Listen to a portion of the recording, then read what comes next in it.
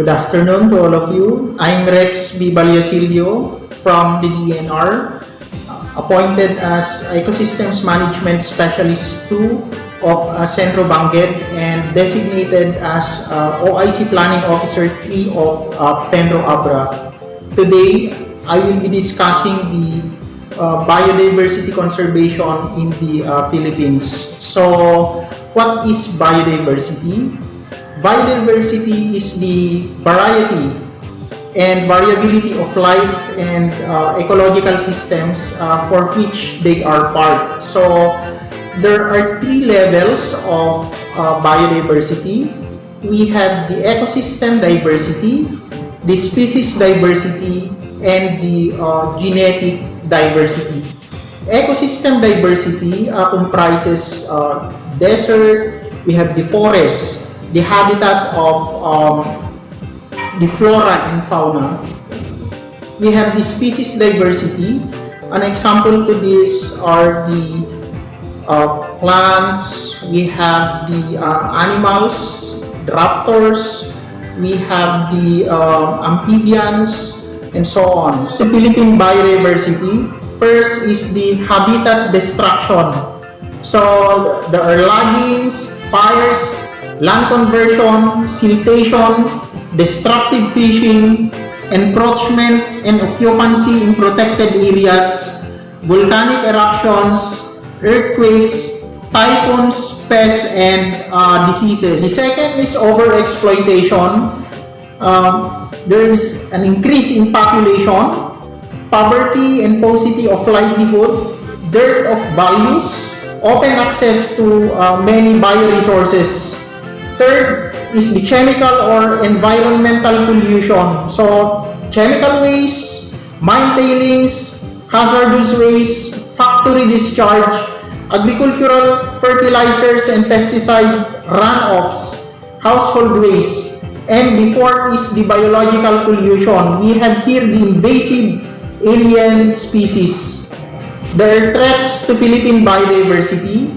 First is the habitat destruction.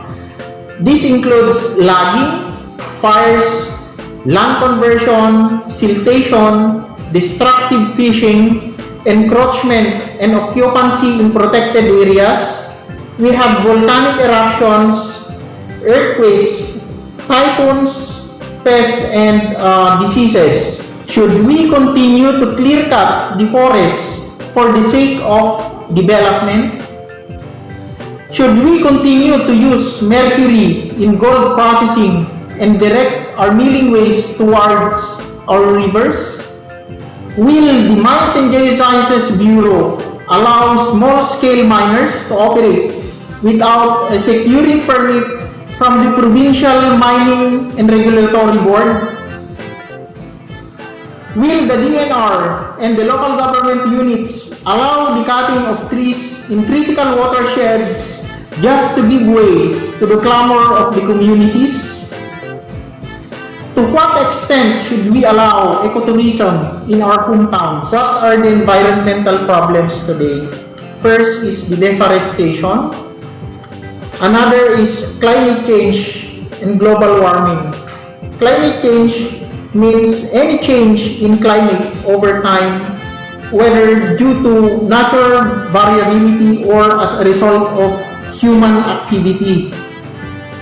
Because of this is the too much emission of greenhouse gases to the atmosphere.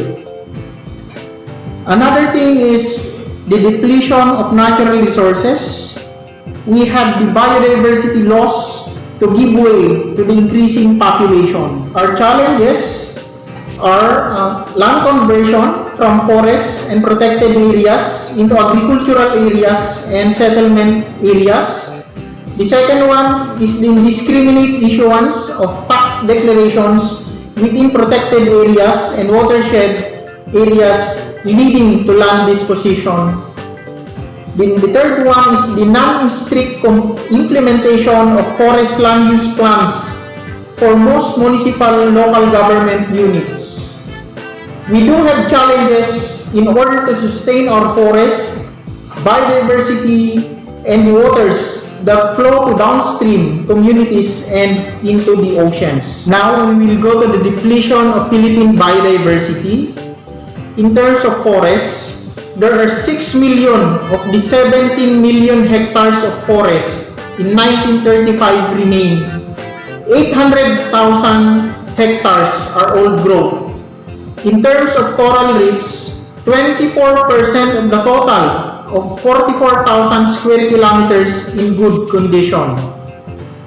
The third one is the mangrove forest, which is 149,000 hectares remain from the original 450,000 hectares in 1918.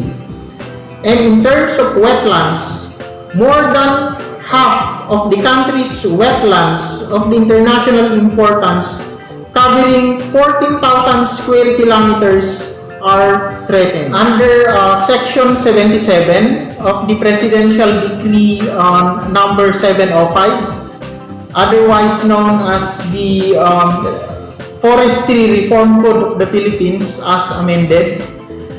So, any person who shall cut, gather, collect, remove timber or any forest products from any forest lands or timber from alienable and disposable lands of public domain. The requirements for the tree cutting permit are the following. We have the duly accomplished application form, authenticated copy of ownership to the land, so the title of the land. We have the endorsement from any of the following local government units. We have the barangay captain or the municipal mayor, or the city mayor, or the provincial governor. And if of the big projects, we have the initial environmental examination as a basis for the issuance of the environmental compliance certificate. Under the biodiversity conservation, we are enforcing the Wildlife Act, otherwise known as the Republic Act 9147. So this law is enforceable for all wildlife species found in all areas in our country. This is enacted to protect the extinction of wildlife species in our country.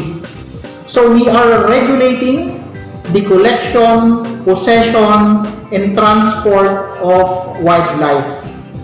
So when we speak about wildlife, we refer to wild forms and varieties of flora and fauna in all developmental stage, including those which are in captivity or are being bred or propagated. So what are the legal acts under the Wildlife Act? First is the killing and destroying a wildlife species except in the following instances. When it is done as part of the religious rituals of established tribal groups or indigenous cultural communities.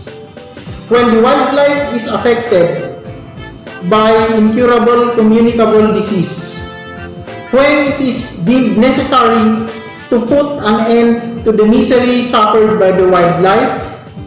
When the wildlife is killed or destroyed after it has been used in authorized research experiment, and when it is done to prevent an imminent danger to life or limb of a human being. The second one is inflicting injury which cripples or impairs the reproductive system of a wildlife species. Third is effecting of any of the following acts in critical habitats, such as dumping of waste detrimental to the wildlife, mineral exploration and or extraction, squatting or otherwise occupying certain portion of critical habitats, and logging, burning, and quarrying. The fourth one is the introduction, reintroduction, or restocking of wildlife resources, the trading of wildlife, and collecting, hunting, possessing wildlife, their byproducts and derivatives, gathering or destroying of active nests, nest trees, host plants, and the like, maltreating and or inflicting other injuries on wildlife, and transporting a wildlife without a permit. If you have a wildlife species like a deer, a raptor, eagles, be sure that it came from a legal source. For example, when you collect a wildlife in the forest without permit, that is illegal. That is a possession of wildlife and it is a violation under the Republic Act 9147.